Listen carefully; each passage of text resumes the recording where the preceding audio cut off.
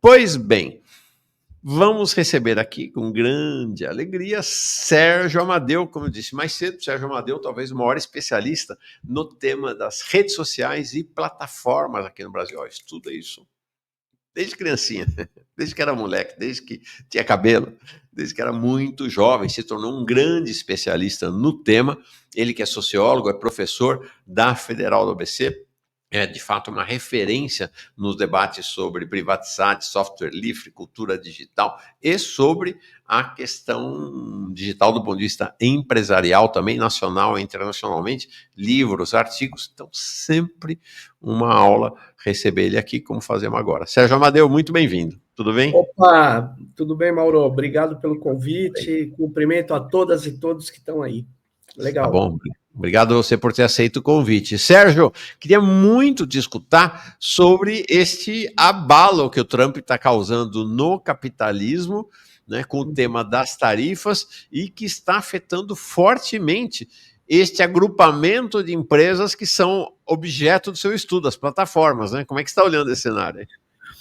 As informações que a gente tem e que eu já imaginava pela dimensão das medidas de Trump, né? Primeiro, as medidas tarifárias, né, que são absurdas, né? E que visam a China, né? Visam principalmente criar um problemaço para a China. Só que existe uma série de elementos das quais as big techs dependem, que estão na China.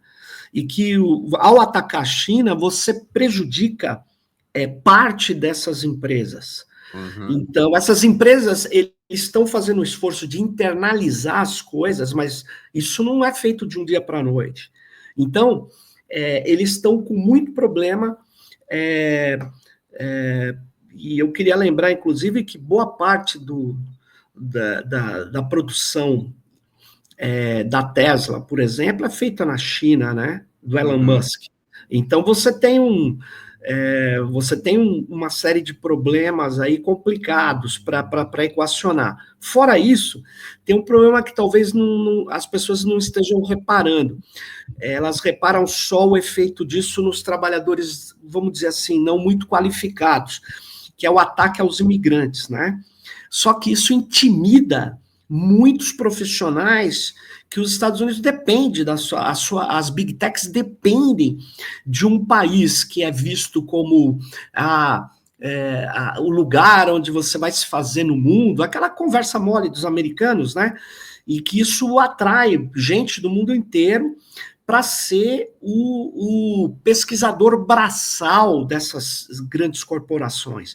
Elas têm, ao contrário do Brasil, né, Mauro, essas big techs, elas têm laboratórios, elas precisam ter setores de desenvolvimento de ponta. No caso da IA, inclusive, do aprendizado de máquina, né, que é o paradigma principal da inteligência artificial hoje.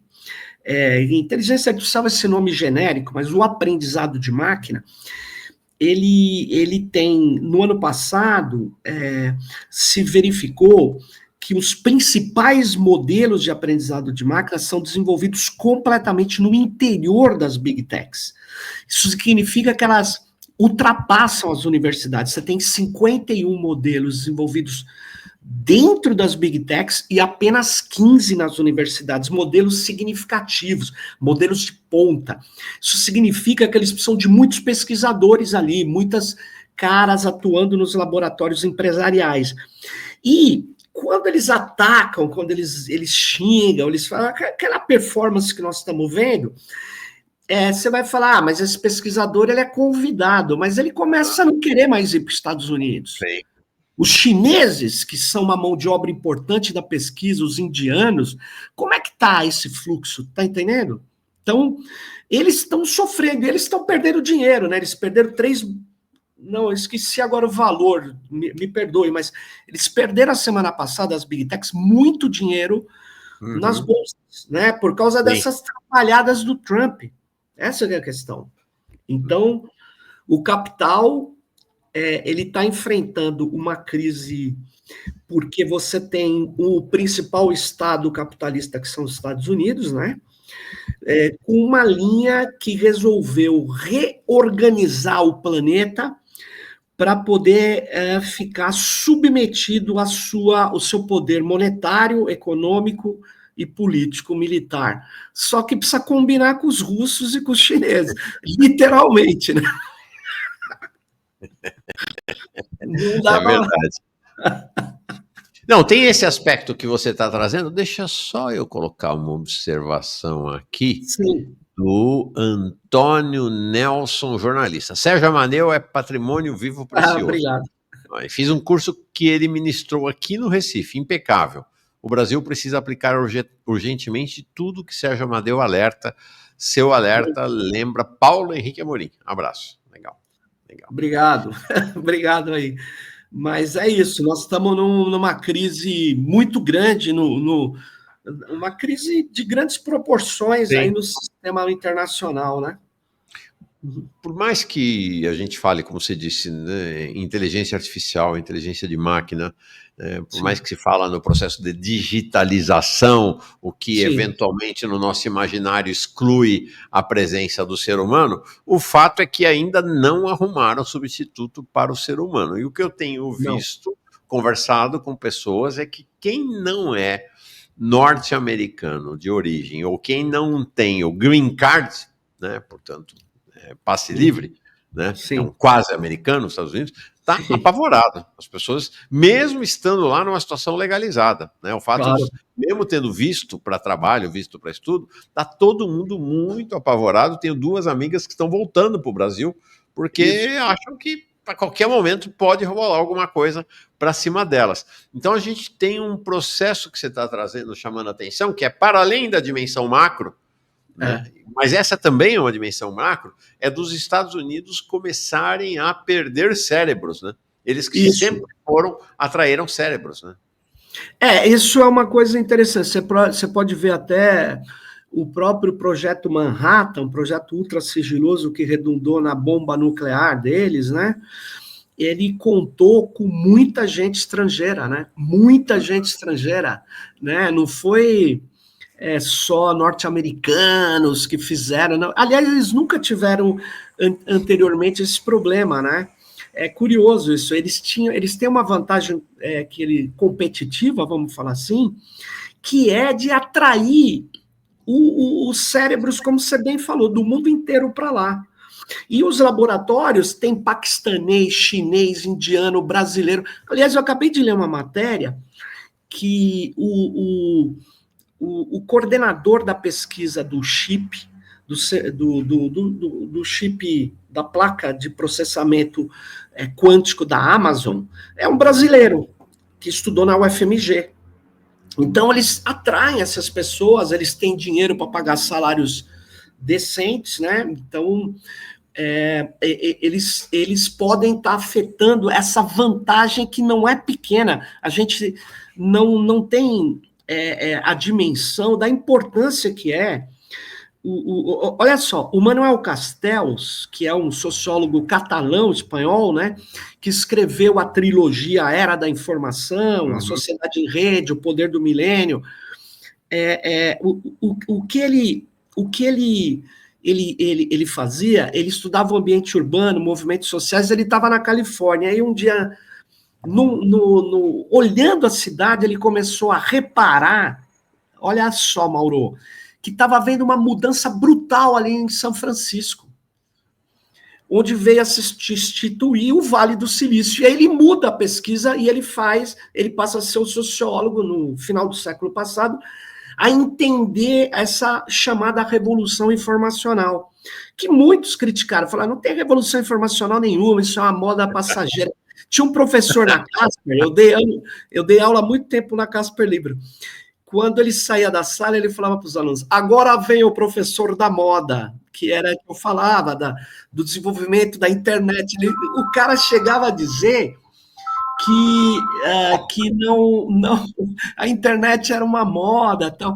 Cara, é isso, né? Porque a minha análise já era baseada meu orientador de mestrado, eu não conhecia, né? Eu conheci o Castells, assim, da sociologia urbana, né? Ele que falou, não, cara, lê esse livro aqui. Então, eu comecei a ver o que estava acontecendo. Mas por que eu estou falando isso?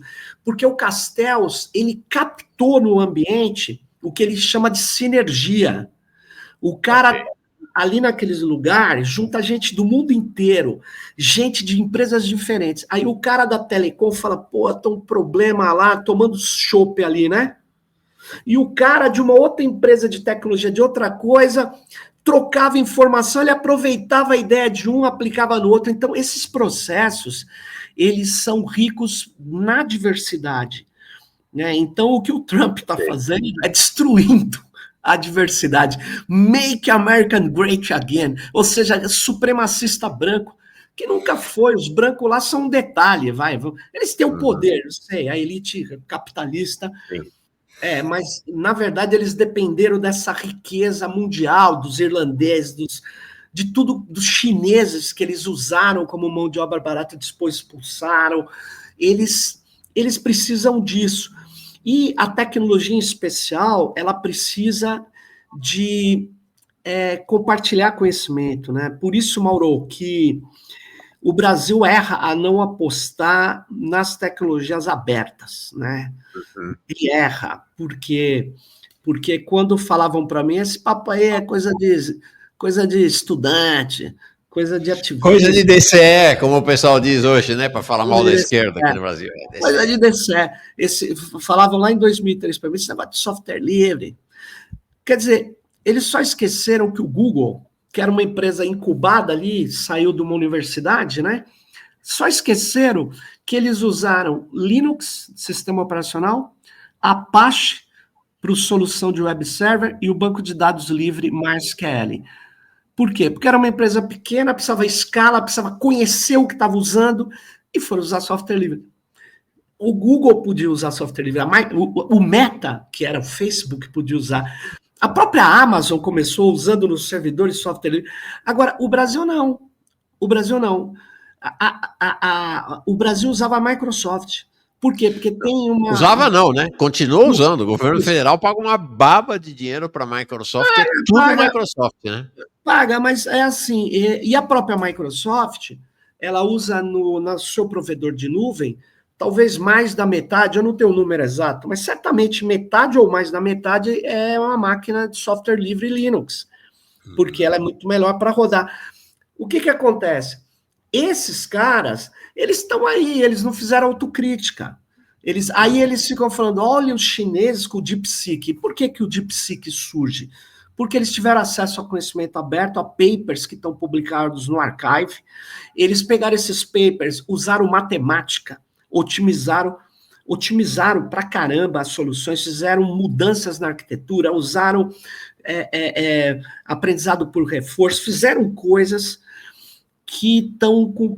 E reorganizaram e abriram também, né? Mas abrir conhecimento de IA para além das arquiteturas, dos valores, é bastante difícil porque tem a ver com o banco de dados, mas eles fizeram essa abertura, mostraram para o mundo que tem o conhecimento aberto é fundamental. Só que aqui o cara está insistindo ainda em patentear e tal.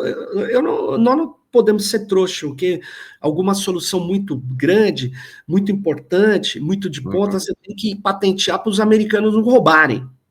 Mas a nossa aposta não é em patente, a nossa aposta é em código aberto, em conhecimento aberto. É isso que é. Deveria ser, né? Deveria ser. É uma ideia, né? Mas a gente tem que avançar nisso, né? Sim. Essa que é a questão. Eu queria voltar nesse tema, Sérgio, da concentração Sim. de cérebros, né? Que você vai falar lá na virada do século, né? Do Vale do Silício. É Sim. claro que tinha uma questão de territorialização naquele momento, hoje está um pouco mais diluída, mas mesmo assim, a questão do território está presente, né? Então, tanto está presente que, assim, se o Trump começa a expulsar os cérebros dos Estados Unidos, não é que eles vão ser expulsos e vão para a Europa ou para o Brasil e vão continuar trabalhando remotamente. Não, cai fora. Minha pergunta, então, né? Você vai ter um rompimento.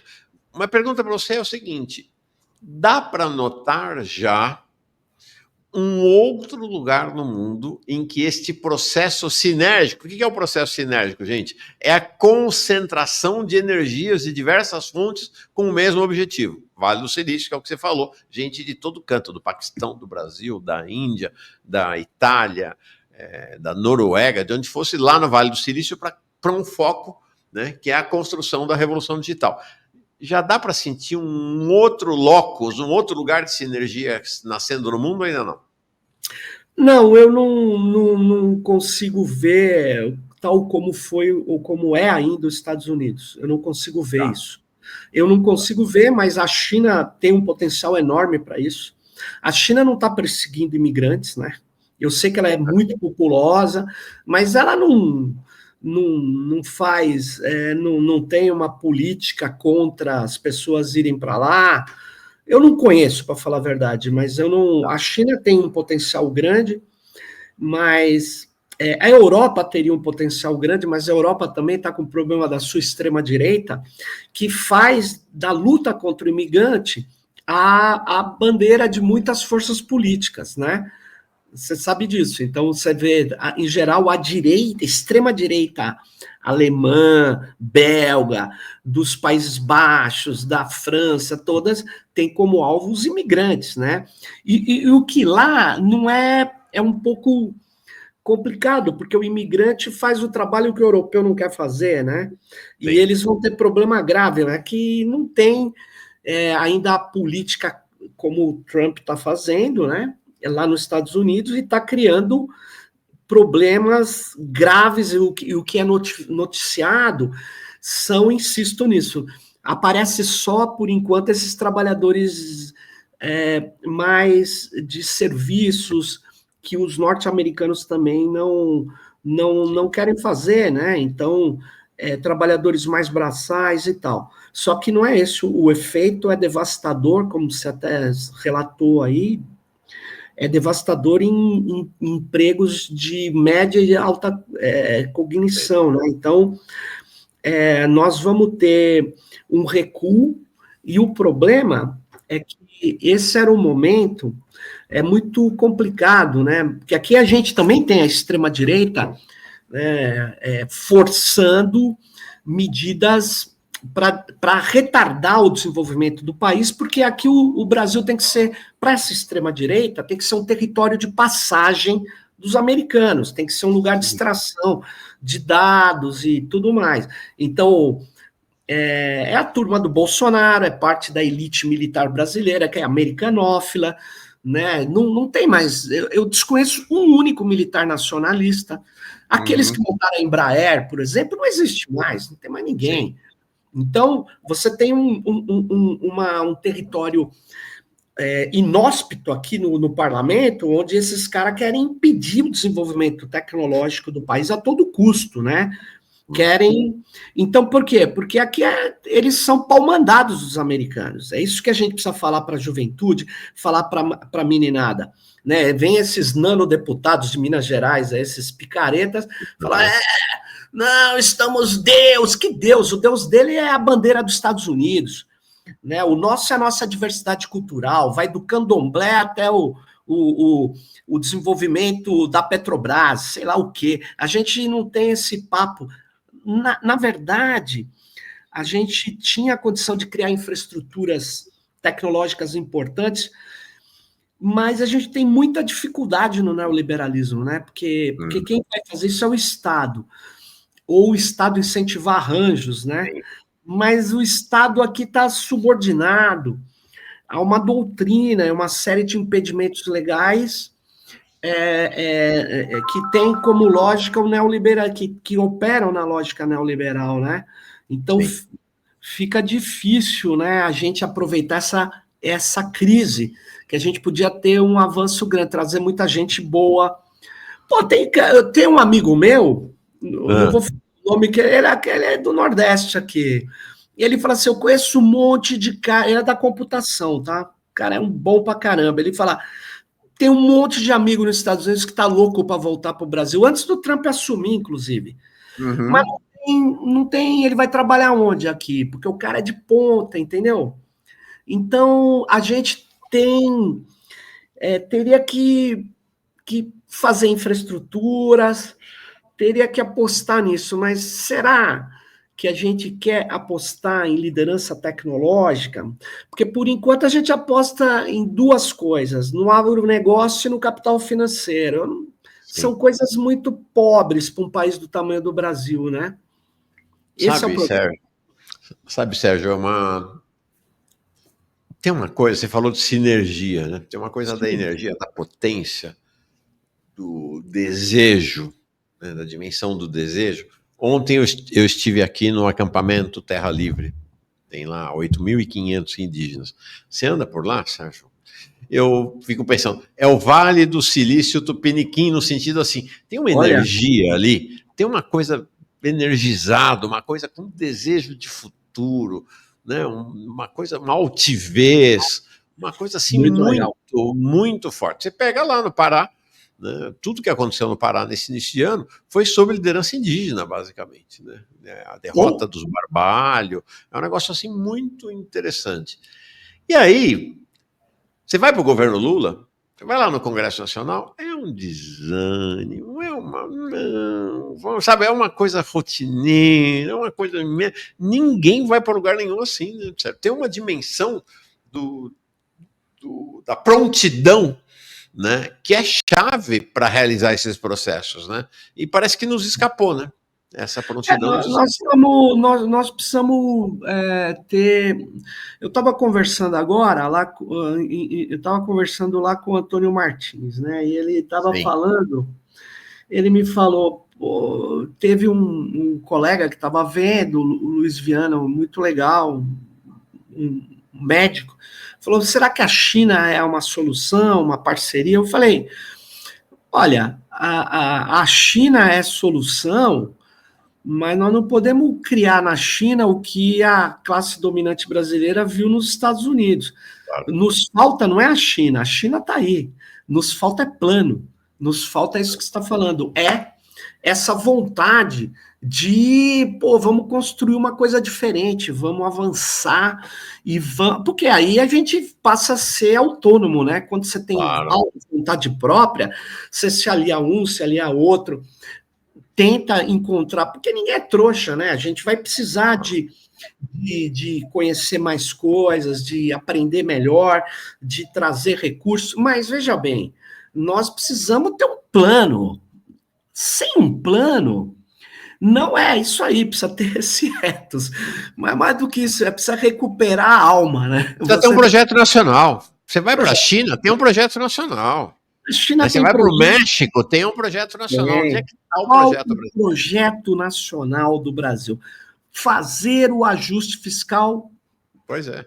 Projeto nacional. Isso não é um projeto nacional. Eu nem vou discutir se é correto ou não ajuste, porque não vou discutir isso. Agora, eu acho uma tragédia, mas eu vou dizer o seguinte: cadê o plano que diz que o Brasil vai desenvolver o quê? Você pega as ordens executivas da presidência americana, tem uma delas, que já é antiga, né? Eles refazem, né? Que diz assim, quais as tecnologias estratégicas que a gente tem que dominar? Elas são e aí vai tudo botando... Não é brincadeira, não é papel. Só que aqui a gente está com dificuldade em política pública, viu, Mauro? Porque eu sei que não é o tema aqui, mas eu vou dizer o seguinte... Existe um troço que fulminou, que está fulminando, que beneficia o clientelismo, a corrupção e o que tem de podre nesse país, podre, que são as emendas parlamentares que foram sigilosas, ainda continuam meio sigilosas. Por quê? Porque você tem que ir atrás de emenda parlamentar agora. Isso é o fim da política, porque não é planejamento mais. É assim, eu sou um deputado de tal área, eu ponho em tais prefeituras, aquilo ali. E aí eu ponho essa coisa, é um absurdo isso. É um absurdo. E isso elimina a possibilidade de ter investimentos concentrados. Existe, assim, uma situação bastante dramática. A gente não vê quais investimentos que a gente poderia ter usando, inclusive, recursos que a gente não tem, fazendo emissão de títulos, aumentando uma dívida, desde que aqueles recursos possam gerar um crescimento do país que compense aquilo. A gente não tem esses cálculos, a gente só tem cálculo de cortar, cortar, cortar. E não é o cálculo dos Estados Unidos, que curioso, não é o cálculo da China, não é o cálculo da Coreia, não é o cálculo de Taiwan, mas é o do Brasil. Não tem um plano, de fato, né? Nós precisamos de um plano. Bom, nós estamos quase no meio do ano, 1 ano e meio da eleição. Plano agora é paliativo, viu, Mauro? Porque vamos partir da realidade concreta. Não foi feito e não será. Eu não sou iludido, né? Sim. O que dá para fazer agora num sentido legal? Bom, o MEC pode fazer meia-culpa e começar a construir data centers federados, né? Em vez de ter um por universidade, ter um para cada 10, altamente de baixo impacto ambiental, distribuídos no país, um redundância do outro, e a gente começar esse projeto aqui que seria o legado para um outro governo, porque não dá nem para construir 1 ano e meio, porque tem que licitar, porque tem 1000 coisas. Mas será que ele vai fazer isso? Não. Mas isso a gente pode brigar por isso, pode brigar. Mas é uma infraestrutura tecnológica, porque os dados da pesquisa brasileira estão na Amazon, no Google, na Oracle. Falar, não, colega, mas estão começando a ficar aqui no Brasil agora. Os caras não leram, Mauro, a legislação americana, nem o Cloud Act, que é a lei da nuvem norte-americana. Toda empresa americana de nuvem está subordinada ao Departamento de Estado americano, esteja onde estiver no mundo. Aí você fala, mas Sérgio, isso é teoria da conspiração, eles escreveram só para a gente falar mal. Você acredita nisso, que eles escreveram uma lei para a gente falar mal? Ou será que é para executar? Então, eles não, quer dizer, não lembram do Edward Snowden, não lembram do que o Julian Assange falou, não lembram dos vazamentos, não lembram que o José Serra, num dos vazamentos do Wikileaks, falou, não, eu vou entregar a Petrobras, deixa a gente ganhar o governo. E agora, numa reunião fechada, o Tarcísio em São Paulo, dizem que falou a mesma coisa. Eu vou retirar essa parte, porque talvez... Mas, conhecendo o bolsonarismo, eles têm uma predileção para pegar uma empresa que até aparece no PIB, seu faturamento, e não mudar a empresa. Eles querem entregar para os... Porque o neoliberalismo e agora... Porque a extrema-direita hoje é neoliberal, né, Mauro? Você sabe disso. Extrema-direita neofascista é neoliberal. Ela não é corporativa como era Hitler, Mussolini, mas continua fascista. Né, o fascismo... E essa é uma coisa dramática para nós, né, Sérgio? Porque a chamada centro-esquerda, os progressistas, também viraram neoliberais, né? Você tem um neoliberalismo progressista. O neoliberalismo... Mas o neoliberalismo ele está sendo engolido pela extrema-direita, né? Como foi nos Estados Unidos, né? Os Estados Unidos têm lá aquele negócio... Até que o Biden teve que fazer uma ida um pouco mais para o centro-esquerda, se é que isso é possível nos Estados Unidos, mas ele começou a falar em direitos de trabalhadores em relação ao IA. A ordem executiva do Biden, eu sugiro que, sobre IA, você dá uma busca, a ordem executiva sobre IA, as duas mais recentes, é um do Trump, de 2019, e de 2023, do Biden. Leia do Biden, ele fala assim, não dá para aplicar no Estado sistemas de IA sem chamar os trabalhadores. Tudo bem, está fazendo média? Não importa, mas porque ele argumenta o motivo. Ele teve que ir um pouquinho para lá para se diferenciar, né? Perfeito. É que o cara não tinha a mínima condição, não tinha a mínima condição. Só que o neoliberalismo daqui, Mauro, só para... o de centro-direita, ele acha que indo mais para a direita, ele vai derrotar a extrema-direita. Sim. E aí não, ele vai ser engolido, como o bolsonarismo fez, né? O bolsonarismo engoliu a direita. perfeito. É isso. Mas é isso, Maurão. Obrigado aí. Antes Não, de eu só, sair. ainda, não, calma lá, você não vai sair disso, não. Pô, Não, só faltam uma questão, 6 essa minutos. questão do Congresso, como é que é? Faltam 6 minutos para as 10 horas, cara. Não, tá bom, só uma questão em relação ao Congresso, que acho que é uma mudança importante. Você vivenciou o Congresso lá mais atrás, eu sei que você esteve aqui em Brasília, em Sim, comissões e tal. sim. Eu fiquei muito impactado na minha volta aqui para Brasília, sabe, Sérgio? Porque há uma mudança de qualidade em relação na Constituição. Tinha esquema? Tinha. Tinha parlamentar que só pensava em dinheiro? Tinha. Sim. Mas isso não era ainda o sistema. Isso virou um Sim. sistema. Eu digo, ser parlamentar hoje é ganhar de presente uma empresa de médio porte. Você tem 50 milhões de reais para investir todo ano nas tais emendas e mais, eu acho que são 11 milhões para pagar para a estrutura dessa empresa. Então, o que os parlamentares fazem hoje, Sérgio, é passar 4 anos administrando esta média empresa para garantir a renovação do seu mandato para que essa empresa não quebre, ou seja, para que ela continue no próximo mandato. Acabou o espaço do projeto nacional, acabou, né? E implodir isso vai ser difícil, hein? Por quê? Porque você tem na próxima eleição,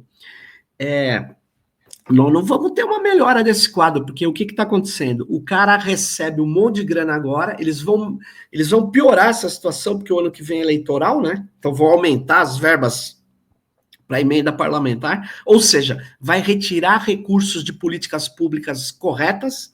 Sim. E vai passar para o interesse do deputado. Aí o deputado vai pegar um monte de prefeitura, um monte de prefeito desses aí que estão aí fazendo políticas também do mesmo jeito, e vão fazer a clientela. Então a gente está voltando àquilo que eu aconselho todo mundo ler, viu, o Mauro? Tem um livro, eu acho assim um primor da ciência, da teoria política brasileira, chama Coronelismo, Inchado e Voto, do Vitor Nunes Leal. O Vitor Nunes Leal foi um jurista importante, tanto é que o sistema de IA do STF chamava Victor, em homenagem ao Vitor Nunes Leal. O Vitor Nunes Leal, ele mostra essa relação que a gente achava que tinha, como você bem disse, achava que tinha superado. Essa relação entre o chefe político que controla os recursos, porque ele tem lá, ele era amigo do governador. Se ele perdesse a eleição, ele estava ferrado, mas como que ele fazia? Ele controlava a polícia, em geral o delegado era da família dele, o médico e o juiz. E aí ele distribuía os recursos. Ele não era só mal, porque ele mandava matar, mandava prender, mas qual que é a questão? Ele também tirava o dinheiro do bolso e mostrava a sua bondade. Só que tinha uma coisa, essa bondade tinha que ser individual. Não podia virar política pública, porque a política pública é impessoal, arrebenta a estrutura de poder. O que está acontecendo hoje, Mauro, é essa coronelização de novo que o Vitor Nunes Leal mostrou. Ou seja, esses deputados querem virar os coronéis. E dá a coisa ali. Ele vai falar assim, lá na cidadezinha, ou lá no bairro da periferia de São Paulo, eu dei esse benefício, eu trouxe esse negócio, aí junto com o pastor fundamentalista, aí essa é a questão. Claro que esse livro, Mauro, eu lembrei, mas ele fala da década lá atrás. Você vai Esse livro é de 1948, essa edição aí, com o prefácio do Barbosa Lima Sobrinho, olha que sensacional. Lima Sobrinho. É de 1975, né? Faz tempo. Não, mas eu estou relembrando que os ensinamentos, claro, guardadas as diferenças, mas eu tiro essa ideia. Não, esse processo de coronelização da política brasileira é evidente, né? É evidente. É isso. Mas legal, Mauro, eu agradeço poder ter entrado aqui. Eu te agradeço, cara. Alegria grande na tua presença sempre. Uma aula.